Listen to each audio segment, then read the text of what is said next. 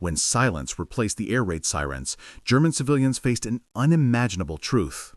Years of destruction, fear, and uncertainty had left families shuttered and cities unrecognizable. What they discovered in the rubble changed everything. One mother's reaction revealed the hidden cost, but the greatest shock came 3 days late. What happened next would divide the nation forever. The final days of silence, May 1945. The bombing stopped. For the first time in years, German cities went quiet. No planes overhead, no explosions in the distance, just silence. But this silence felt strange, almost scary. Families sat in their homes waiting for something, anything. The radio played music, then suddenly cut to an announcement. The war was over. Germany had lost. Some people cried, others just stared at the walls. Children asked questions their parents couldn't answer. What happens now? Where's father? Will we have food tomorrow? The streets remained empty. Nobody knew if it was safe to go outside. Nobody knew who was in charge anymore. Everything they had been told for 12 years was now gone. The world they knew had ended. But what would replace it? And why did some neighbors look so afraid? What were they so scared of? The knock on the door. Within hours, soldiers arrived. But not German soldiers. American, British, and Soviet troops entered the cities. They moved street by street, house by house. German civilians watched from their windows. Some soldiers were kind. They gave chocolate to children. Others were cold, silent, professional. They were looking for something, or someone. Families hid photos. They burned papers in their stoves. They tried to erase anything that connected them to the defeated government. Why? Because rumors had already started spreading. Whispers of arrests. Whispers of punishment. Nobody knew exactly what the foreign soldiers wanted, but everyone felt the tension. One woman remembered, "We heard boots on the stairs. My heart stopped. I thought they were coming from my husband." The door opened. The soldiers asked questions. They searched rooms. Then they left. But not every family was that lucky. Some doors opened and people never came back. What happened to those who disappeared? Discovering the truth in the rubble. What they discovered in the rubble changed everything. As people stepped outside, they saw their cities destroyed, entire blocks gone, buildings turned to dust. But that wasn't the shocking part. The shocking part came when foreign newspapers arrived, when soldiers showed them photos. Photos of camps, photos of prisoners, photos of things the German people claimed they never knew about. The official story had always been work camps, labor camps, places where enemies of the state worked for the war effort.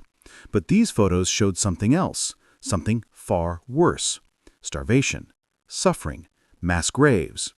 Many civilians refused to believe it. This is enemy propaganda, they said. They're trying to make us look bad. But the evidence kept coming. Films, documents, survivors. The world was pointing at Germany and saying, "You did this." And most German families had no idea how to respond. Denial, shame, confusion, all at once. But one mother's story would reveal something even more personal. A mother's heartbreaking reaction. One mother's reaction revealed the hidden cost. Her name was Marguerite. She lived in a small town near Berlin.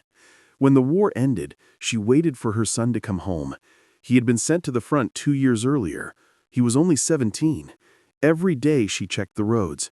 Every night she prayed. But weeks passed. No letter. No news. Then, one afternoon, a former soldier knocked on her door. He had served with her son. "I'm sorry," he said quietly.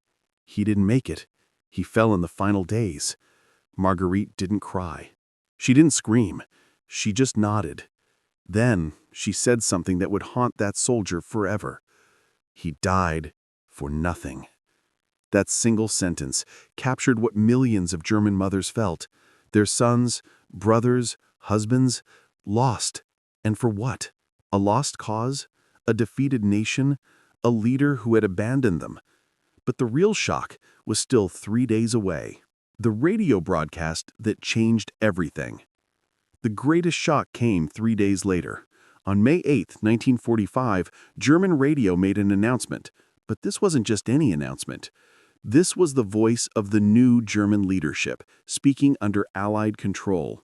They read a statement of unconditional surrender, a statement admitting total defeat. But then came the part nobody expected. They began listing what had happened during the war, the camps, the policies, the decisions made in the name of the German people. For the first time, ordinary Germans heard their own leaders admit to actions that would shock the world. Families gathered around radios in silence. Some turned it off. They couldn't listen. Others sat frozen, unable to move. One man later wrote, "I felt like the ground disappeared under my feet. Everything I believed was a lie." This moment divided the country. Some accepted the truth immediately. Others denied it for years. And some would never accept it at all. And this division would tear families apart. When neighbors turned on each other, what happened next would divide the nation forever. Accusations started flying, neighbor against neighbor. You knew. You supported them. You wore the uniform. People who had lived side by side for decades suddenly became enemies. Some families discovered their neighbors had been part of the regime, local officials, officers, party members. And now those people were being arrested. Trials began, public trials where ordinary citizens watched their former leaders face justice. But the question remained, who was guilty? The leaders? The soldiers? Or everyone who stayed silent? One teacher said, "We didn't know the full truth, but we knew something was wrong. We just didn't ask questions." This admission haunted many. The idea that they could have known, should have known, but chose not to look. Communities fractured. Some wanted to move forward and rebuild. Others wanted revenge and accountability. And caught in the middle were millions of ordinary people trying to survive. But survival meant facing an even harder question. The struggle to survive. Food was gone. Money was worthless. Cities lay in ruins. German civilians now faced a new battle, staying alive. Women searched through rubble for anything useful. Bricks, wood, metal, anything to trade. Children stood in lines for hours waiting for bread from Allied soldiers. The black market exploded. People traded jewelry for potatoes, family heirlooms for flour, dignity for survival. One woman remembered, "I sold my wedding ring for a loaf of bread. My husband was gone. My children were hungry. What choice did I have?" Winters were brutal. No heat, no shelter. Families crowded into basements and damaged buildings. Disease spread quickly. Thousands who survived the war didn't survive the peace. And through it all, the question lingered. How did we get here? How did a proud nation fall so far? The answers were painful, but they had to be faced. And facing them meant confronting the past. The long road to acceptance. It took years. Some Germans accepted responsibility quickly. They helped rebuild. They faced the truth. They educated their children about what really happened. But others never accepted it. They blamed the Allies. They blamed propaganda. They blamed everyone except themselves. This created two Germanys, not just East and West, but two mindsets. One that said, never again, and one that said, we were victims too. Both were partly true. German civilians did suffer. They lost homes, families, futures. But they were also part of a system that caused unimaginable harm. Holding both truths at once was almost impossible. Yet, it was necessary. By the 1950s, a new generation was born. Children who didn't remember the war. Children who asked their parents hard questions. What did you do? What did you know? And slowly, painfully, Germany began to change. Not perfectly, not completely, but it began. So what did German civilians really say? What they actually said? When the war ended, German civilians said many things. Some said, "Thank God it's over." Others said, "We didn't know." Some said, "We were just following orders." And a few said, "We should have done something." These words reveal confusion, guilt, relief, and denial, all mixed together.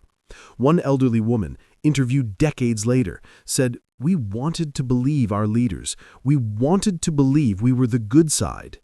Admitting we were wrong meant admitting we wasted years of our lives and our children's lives on a lie. That's the real tragedy. Millions of ordinary people caught up in something far bigger than themselves, paying a price they never fully understood until it was too late. The lesson isn't just about Germany. It's about what happens when people stop asking questions, when they stop thinking for themselves, when they follow blindly. Because history shows us, silence can be just as dangerous as action. And that's a truth every generation must remember.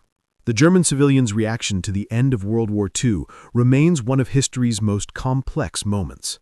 What German civilians said when the war was over revealed shock and relief mixed with denial and shame. German public reaction to World War II defeat wasn't simple. It was layered with confusion and fear. How Germans felt when World War II ended depended on who they were and what they knew. German civilian diaries from this period show the struggle between survival and acceptance. Life in Germany after World War II surrender forced an entire nation to confront uncomfortable truths. The German civilians' reaction to Allied occupation marked the beginning of a long, painful transformation.